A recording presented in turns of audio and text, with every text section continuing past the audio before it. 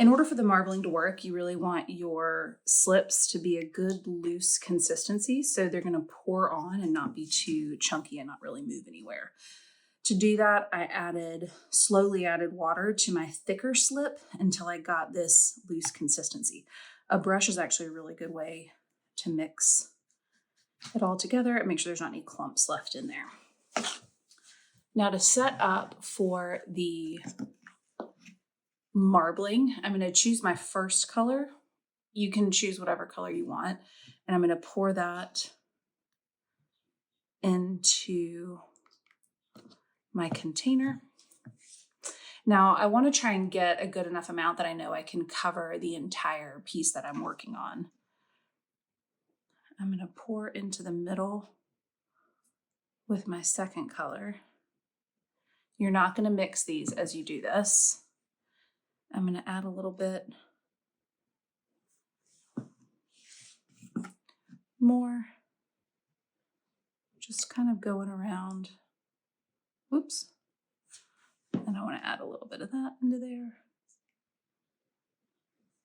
What we're doing is creating little puddles of slip that are separate from each other in color, so that when we pour this around our piece, we're going to get the marbling effect. If we were to mix this now, we would just get the mixed color on there. We wouldn't get the marbling effect. So you want to have something similar to that. So now I'm ready to start pouring my slip. And I think I've decided I do want to pour from the middle. So I'm going to do that. All right, so I'm going to come in here and I'm just going to start pouring. And then that slip is going to start falling down the side of my piece. All right, so I'm just going to keep pouring.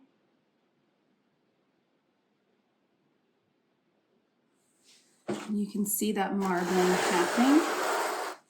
Now what I can do is blow. Oh, there we go.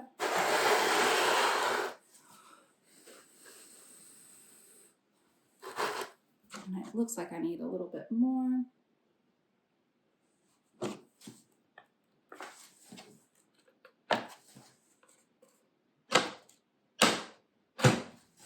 All right, so I'm gonna come around here.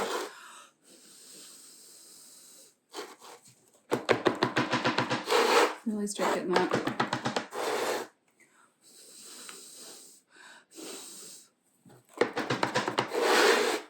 Now, you can decide from a design perspective if you like leaving these little areas here, or you can get a little bit more slip while everything is still wet. Do your same setup. The reason I don't mix a ton of this in at a time is because once you have used it, that's that.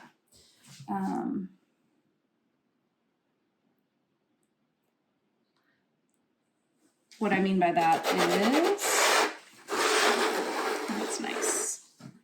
And a little bit right here. Oop. Oop. What's happening right there? Okay, so I'm just gonna give this a little jiggle, a little shake. Kind of wanna, let me see if I can, have a lot of green right there. Let's see if I can, is more green. Let's see if we can, there we go. Mix that up a little bit. All right, and then you could always come in here and get close down and, oh, that's nice. All right, got one little spot there. My slip is coming off this piece. I've used quite a lot of slip. So I'm making a little bit of a mess, but we like a mess. There we go. Okay, so I'm gonna let this sit until it is leather hard. If I scoot this out, you can see the whole piece. And from the top, I have a nice situation happening there. I can always come in, it's almost looking like I might have some taller places on there. So I can always come in and trim that up later if I feel like I don't like how that turned out. But there you go.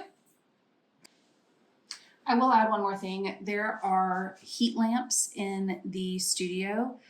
You can put this under the heat lamp to get it to dry a little bit faster, especially during your time in the studio. You don't want to put plastic on this while you can still see the sheen on here. That means this is still really wet and we need to give it a minute.